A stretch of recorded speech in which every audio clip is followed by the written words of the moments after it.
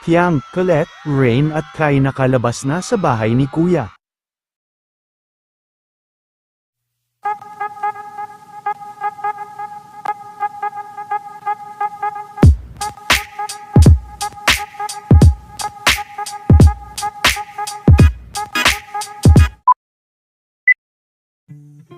Ilang oras bago ang magaganap na big night ng Pinoy Big Brother, ay talagang excited na nga ang kanilang mga fans, at punong-puno na rin ang labas ng Pinoy Big Brother House at ABS-CBN Studio, bagamat limited lang ang ibinigay na slot sa loob ng studio, ay hindi naman ito naging hadlang para sa mga fans dahil matyaga silang nag-abang para magpakita ng suporta sa kanila. Pinakamarami rin ng mga fans sa labas, ay ang mga fans ni Piang at JM.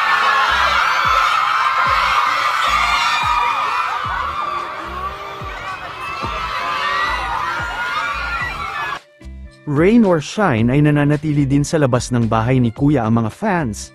Ayon sa Manex ay lalaban nila na magkaroon ng meet and greet si Piang sa mga fans na nag-effort para sa kanya. Di rin papatalo ang mga fans nila Jeren at Piang.